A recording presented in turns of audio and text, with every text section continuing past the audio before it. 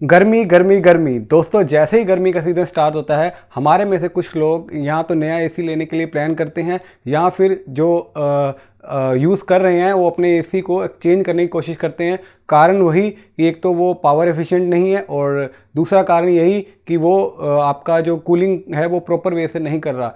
तो जब भी हम मार्केट में नया एसी परचेस करने के लिए जाते हैं तो वहाँ पर हमें दो तरह के एसी देखने को मिलते हैं, इन्वर्टर और नॉन इन्वर्टर।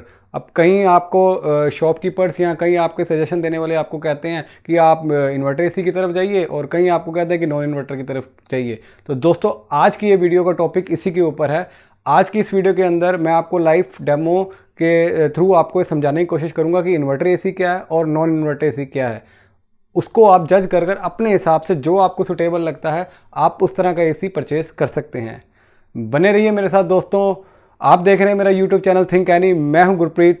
चलिए दोस्तों, वीडियो स्टार्ट करते हैं।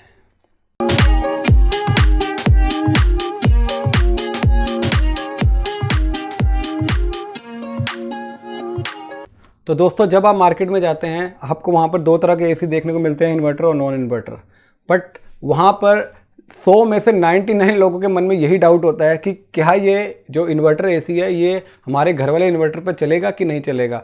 तो दोस्तों, मैं आपको ये बताना चाहता हूँ कि आपने YouTube भी सर्च किया होगा, आप थोड़ी बहुत रिसर्च की होगी, बट आपको ज़्यादातर सुनने को यही मिला होगा कि ये वर्क नहीं करता। तो दोस्तों, मैं बताना चाहूँगा कुछ ये आंसर ठीक है और कुछ मैं कहना चाहूँगा कि पूरे तरीके से ठीक नहीं है। क्यों? कारण मैं आपको बताता हूँ। दोस्तों, जो आप ये यूपीएस यूज़ करते हैं अपने घर के अंदर, वो एक सिंगल बैटरी यूपीएस होता है या किसी के पास डबल बैटरी यूपीएस भी हो सकता है।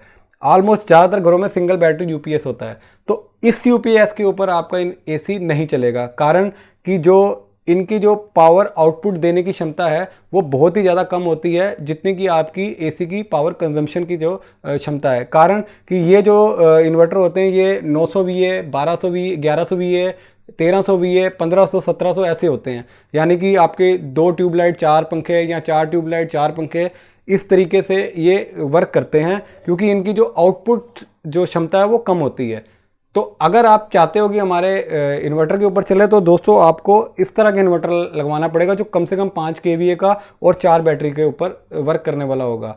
ये ज़्यादातर उन एरियाज़ के लिए है जहाँ पे रूरल एरिया होते हैं, जहाँ पावर कट काफ़ी ज़्यादा लगते हैं, जिनकी वजह से उनको कट ऑफ काफ़ी ज़्यादा होते हैं, तो वो रूम ठंडा गर्म होता रहता है। तो ये उनके लिए प्रेफर है कि वो चला सकते हैं ये 4 बैटरी वाले पर, या फिर जिनके यहाँ पर सोलर इन्वर्टर लगा होता है वहाँ पर भी 5 केवीए और कम से कम 4 बैटरी आपको लगानी पड़ेंगी। तो इन्वर्टर आपको चल जाएगा, बट वो कम से कम रिक्वायरमेंट उसकी 5 केवीए और 48 वोल्ट यानी कि 4 बैटरी की होगी। 12 वोल्ट की एक बैटरी होती है और 4 बैटरी होगी आपकी 48 वोल्ट की। तो दोस्तों, मैं आपको बताना चाहूँगा, अगर इन दोनों इन्वर्टर के ऊपर आप एसी चलाना चाहते हैं तो आपका इन्वर्टर एसी ही चलेगा, नॉन इन्वर्टर एसी नहीं चलेगा। कारण आगे मैं आपको वीडियो में बताऊंगा। अब दोस्तों देखेंगे जैसे कि ओवरऑल जो डायमेंशन या जो भी इनके साइजेस वगैरह हैं इन्वर्टर नॉन इन्वर्टर के बिल्कुल सेम होते हैं। चाहे आप आउटडोर यूनिट ले लीजिए, इंडोर यूनिट ले लीजिए, इनके वर्किंग प्रिंसिपल ले लीजिए कि ये जो काम कैसे करते हैं, ये लमसम सब एक जैसे होते हैं। बस जो मेजर डिफरेंस आता है वो आता है इनके जो कंप्रेसर लगा होता है। एक पार्ट होता है आउटडोर यूनिट के अंदर जो इसका सबसे मेन पार्ट होता है, जहाँ से गैस को पंप किया जाता है, वो उसको बोला जाता है कंप्रेसर, और वो लगा होता है इनके आउटडोर यूनिट के अंदर। आइए मैं आपको बताता हूँ इनका वर्किंग प्रिंसिपल क्या है। दोस्तों, जैसा कि इसके अंदर आप देख रहे हैं ये नॉन इन्वर्टर है और ये इन्वर्टर है। अब इसके अंदर क्या होता है, ये पावर कंजम्पशन अपनी जो पावर सोर्स है इलेक्ट्रिसिटी का, वहाँ से कंप्रेसर लेता है और लेने के बाद ये कांस्टेंट स्पीड के अंदर वर्क करता है। बस आपने बटन दबाया, जैसे पानी की मोटर है या आपका समर्सिबल है, कुछ भी आप बटन दबाते हो, दबाया और वो बस रन करने लग जाता है। और ये फिक्स कैपेसिटी है, जितना खा रहा है उतना ही खाता रहेगा लगातार। बट जो इन्वर्टर एसी है उसके अंदर क्या है कि इन्वर्टर घर वाला इन्वर्टर नहीं, इन्वर्टर टेक्नोलॉजी है, वो जुड़ जाती है। उसकी वजह से क्या होता है कि ये जो वोल्टेज की फ्रिक्वेंसी है उसको कम या ज़्यादा कर सकता है इन्वर्टर। बट ये काम कब करेगा? जब इसके साथ कंप्रेसर होगा। तो जो ये फ्रिक्वेंसी है ये भी एक पार्ट हो गया और जो कंप्रेसर ये भी एक पार्ट हो गया, बट ये वो कंप्रेसर नहीं है जो इसके अंदर लगा हुआ, ये डिफरेंट होता है। अब उसकी वजह से क्या होगा, जब इसकी हाई फ्रिक्वेंसी आएगी तो ये हाई स्पीड रोटेशन पे वर्क करेगा, जब लो फ्रिक्वेंसी आएगी तो लो स्पीड फ्रिक्वेंसी के ऊपर वर्क करेगा, और वैसे ही आपको आउटपुट देगा। हाई होगा तो हाई कैपेसिटी पे कूलिंग होगी, लो रोटेशन होगा तो लो कैपेसिटी के ऊपर रोटेशन होगी। अब दोस्तों अब मैं आपको बताता हूँ इनका जो मेन जो कंप्रेसर है उसके अंदर ये क्या वर्क करता है, क्या प्रॉब्लम, मतलब क्या इसके अंदर जो दिक्कत आती है कि जो ये कंप्रेसर है ये पावर जो कंजम्पशन है ज़्यादा क्यों करता है। कारण यही है दोस्तों कि जो इसके अंदर ये वाइंडिंग होती है ये कांस्टेंट स्पीड पर वर्क करती है। आपने बटन दबाया और चलने लग गया लगातार, इसकी वजह से क्या होता है, कंप्रेसर आपका हीटअप भी हो जाता है, हीट भी ज़्यादा जनरेट होती है कंप्रेसर के अंदर। बट ये है कि जहाँ पर बहुत ज़्यादा आपको कूलिंग की ज़रूरत होती है वहाँ पर सिर्फ यही वाले कंप्रेसर वर्क करते हैं। मतलब जहाँ पे आप इसको कह सकते हो कि एक फिक्स परफॉर्मेंस के ऊपर वर्क करना है तो फिर यही वाले कंप्रेसर ज़्यादातर वर्क करते हैं। अब जो इन्वर्टर होते हैं, इन्वर्टर के अंदर क्या होता है कि जो इसकी वाइंडिंग है वो ऐसी नहीं होती, वो अलग टाइप की होती है। उसके अंदर जो इसके रोटेशन जो होता है वो ये कम ज़्यादा कर सकता है। उसी वजह से आपने देखा होगा कि इसके अंदर जो ये गैस को पंप करने के लिए रोटर लगा हुआ है ये सिंगल है और इसके अंदर ड्यूल लगा हुआ है। ड्यूल इसी वजह से लगा हुआ है क्योंकि अगर इसके अंदर ड्यूल लगा दिया जाएगा तो जो इसकी जो पावर कंजम्पशन है और ज़्यादा बढ़ जाएगी और ये हीटअप होकर जल जाएगा, इसको रिलैक्स होने के लिए टाइम नहीं मिलेगा। बट इसके अंदर क्या होता है कि जो इसकी रोटेशन होती है वो स्लो भी हो जाती है बट उसकी टॉर्क पूरी रहती है। उसकी वजह से क्या है कि ये ड्यूल चैनल दो ये आपस में ऑपोजिट डायरेक्शन में होते हैं, ये वर्क करता है तो ये फ्री होता है, जब ये वर्क करता है तो ये फ्री होता है। उसकी वजह से इसकी कूलिंग भी कांस्टेंट रहती है और जो कंप्रेसर का टेम्परेचर है वो भी मेंटेन रहता है, ज़्यादा नहीं बढ़ता। ये वाला काफ़ी ज़्यादा हीटअप हो जाता है। अब आगे दोस्तों मैं आपको बताता हूँ कि जो ये कंप्रेसर होता है ये खाली कंप्रेसर ही वर्क नहीं करता जो इन्वर्टर में होता है, उसके आउटर यूनिट के अंदर एक पीसीबी लगी होती है, यहाँ इसको आप आर्टिफिशियल इंटेलिजेंस भी बोल सकते हैं। जो ये पीसीबी और ये कंप्रेसर आपस में मिलकर ये काम करते हैं। ये पूरा इसका जो पावर सोर्स है उसको कंट्रोल कर कर आगे आउटपुट भेजता है कि आपको कितने आरपीएम पे चलना है, कैसे चलना है। अगर आप सोचें कि इसके अंदर मैं नॉर्मल कन्वेंशनल अपना कंप्रेसर लगा दूंगा तो वर्क नहीं करेगा।